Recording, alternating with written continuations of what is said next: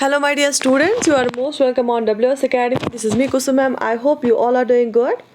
This is modern history MCQs. मैंने already कराए हैं, प्लेलिस्ट बना के हैं मॉडर्न हिस्ट्री के बहुत सारे MCQs मैंने ऑलरेडी कराए हैं, लेकिन ये कुछ और मोस्ट इंपॉर्टेंट MCQs जो है मैं इस सेशन में कराऊंगी और एक सेशन मैंने लिया है. So without wasting any time, let's get started. So question number 1 is here. You just try to answer these questions by writing your answer in the comment section or the live chat box. ठीक है, आप live chat box में या comment section में अपना answer कर लीजिए so that कि मुझे भी पता चलेगा कि आपने कितने क्वेश्चन सही किए हैं. ठीक है, तो चलिए स्टार्ट करते हैं. और वैसे आप जब आप इंटरेक्ट करते हैं, जब आप एक्टिवली पार्टिसिपेट करते हैं तो ज़्यादा याद रहता है. So question number 1 is the year of the foundation of the women's Indian association. Women's Indian association एक ऑर्गेनाइजेशन थी वुमेन्स के लिए, वुमेन के लिए. तो वो कब फाउंडेशन कब डाली गई, उसकी वो कब फाउंड की गई. ऑप्शंस आर 1946 क्या आज़ादी के टाइम, 1947, 1937 क्या 1937 में, 1927 and 1917. So choose the correct option for the year of the foundation of the women Indian association. Choose the correct option and write it in the comment section. And the right answer is yes. It is 1917. Option D. On 8 May 1917 in Adyar, Madras, a multi-ethnic group of women established the Women Indian Association. ठीक है, यहाँ पे ये explanation है, आप पे पढ़ भी सकते हैं. तो 1907 में मद्रास में, 1917 में. It was one of the first organizations to boldly connect Indian women's social and sexual subjugation with patriarchy, poverty and political disenfranchisement. ठीक है, तो ये पहली ऐसी ऑर्गेनाइजेशन थी जिसने वुमेन की सब्जुगेशन दिखाई और बोला कि इसमें कैसे सप्रेस रोल है वुमेन का. तो ये बनी 8 मई 1917 में. वो वुमेन्स क्या थी, women's Indian association, WIA. Question number 2 बहुत ही इजी है, बहुत इंपॉर्टेंट भी है. By the act of 1858 India was to be governed. 1858 का जो एक्ट था उसके द्वारा फिर इंडिया किसने गवर्न किया. By the company, in the name of crown, by a board of directors, in the name of governor general of India. Choose the correct option and write it in the comment section. And इस act के द्वारा क्या हुआ था. Yes, आपको पता है कि स्पॉय म्यूटनी हुई थी 1857 में, जो रिवोल्ट हुआ था. उसके बाद कंपनी रूल को एबॉलिश कर दिया गया और जो सारा इंडिया का ये है किसके कहाँ ट्रांसफ़र कर दिया गया, इन द नेम ऑफ क्राउन. ठीक है, और जो गवर्नर जनरल था उसको क्या बना दिया गया, वाइसरॉय बना दिया गया. एडिशनल पॉइंट्स है, बहुत इंपॉर्टेंट चीज़ें हैं. तो 1858 एक्ट के द्वारा इन द नेम ऑफ क्राउन के नाम पे सारा ट्रांसफ़र कर दिया गया और ईस्ट इंडिया कंपनी का रूल एबॉलिश किया गया. गवर्नर जनरल को जो है नया टाइटल दिया गया वाइसरॉय और लॉर्ड कैनिंग बने पहले वाइसरॉय. तो option B is the right option.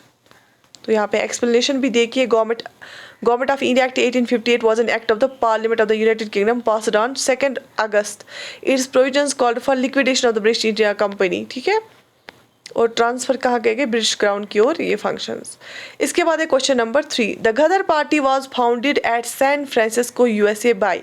Gadar party जो कि नवंबर 1913. देखो एडिशनल पॉइंट्स आप याद रख लीजिए, सारा रिवाइज हो रहा है इन MCQ से. तो गदर पार्टी फाउंड की गई जो नवंबर 1913 में, कहाँ पे, एट सैन फ्रांसिस्को USA में. और किसने की थी found.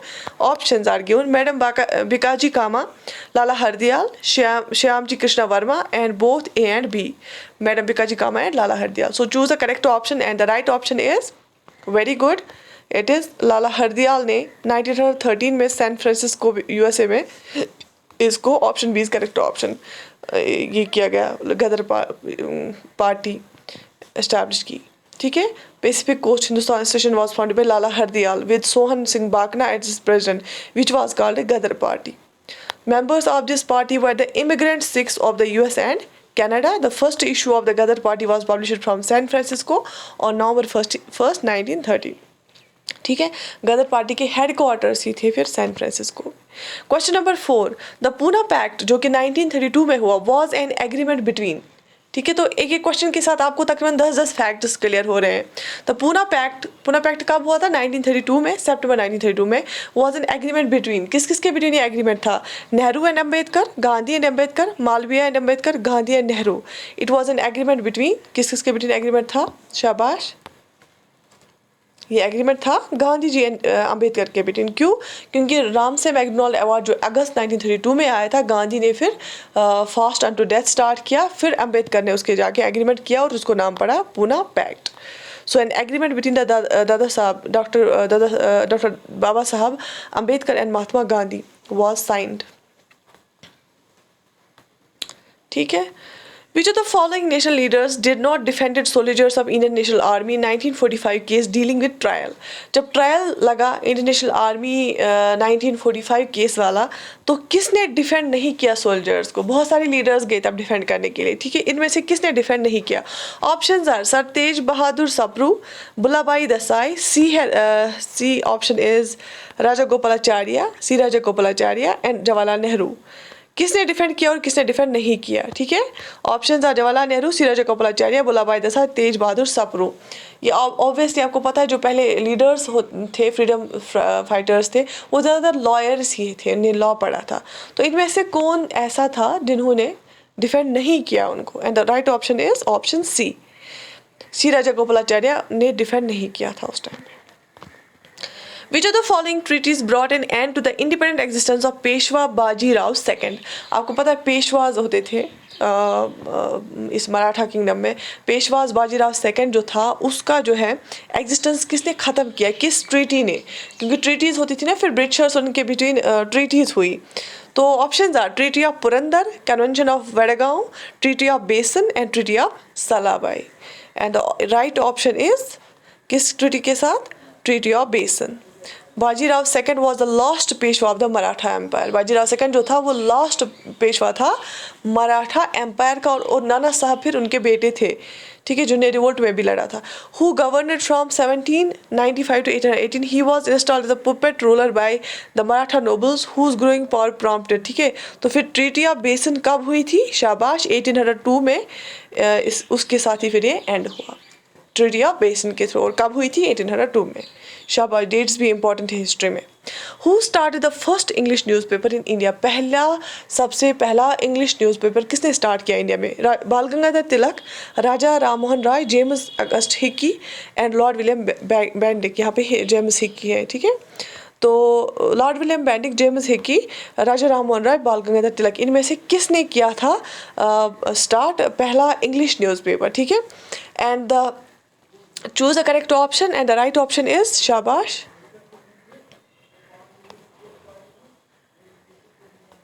option C. Bengal Gazette was first English newspaper started by J.A. Hickey, James August Hickey। 1780 में पहला इंग्लिश न्यूज़पेपर बंगाल गैजेट किसने स्टार्ट किया? जेम्स अगस्टस हिक्की 1780 में पहला इंग्लिश न्यूज़पेपर स्टार्ट किया। बहुत इंपॉर्टेंट क्वेश्चन था। The first woman to become a chief minister of any state in India was, पहली वुमन जो यहाँ पे किसी भी स्टेट इंडिया की पहली वुमन चीफ मिनिस्टर बनी, वो कौन थी? Nandini Satpathy, doctor J Jayalalithaa, Suchitra Kripalani, miss Mayawati. Choose the correct option. सबको पता होगा ये, और किस स्टेट की बनी थी ये? And the right option is Suchitra Kripalani, C option. Suchitra Kripalani बनी थी, वो एक इंडियन फ्रीडम फाइटर भी थी और पॉलिटिशियन भी। पहली वो बनी India's first women chief minister जिसने उत्तर प्रदेश गवर्नमेंट को हेड किया। ठीक है, यहाँ पे एक्सप्लेनेशन में लिख के हैं। शाबाश।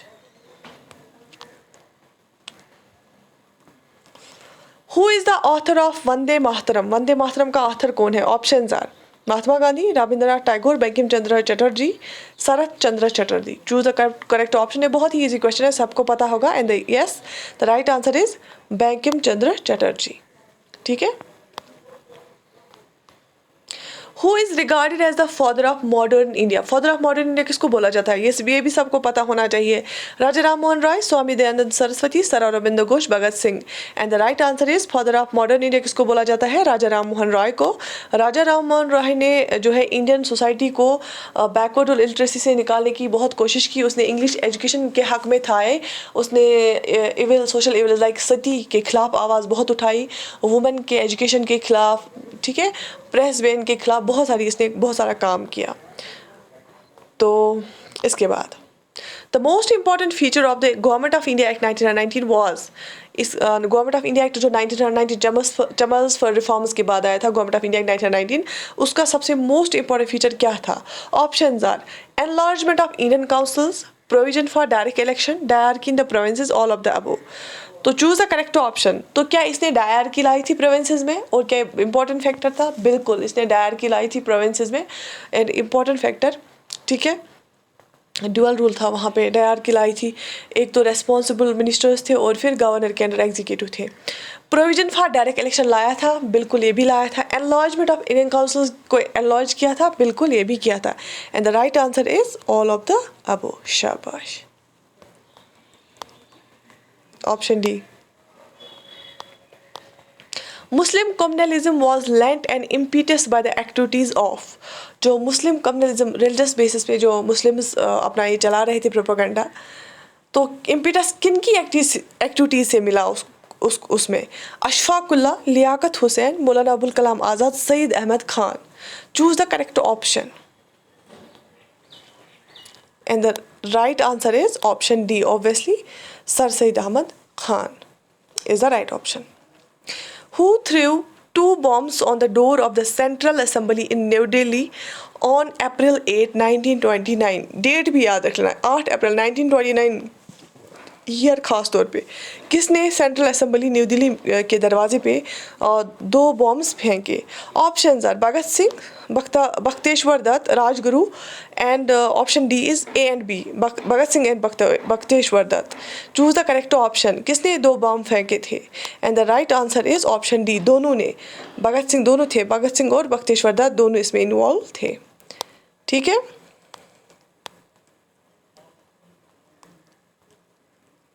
और वहाँ पे इन्हें शाउट क्या किया था? इनकलाब जिंदाबाद। ओके,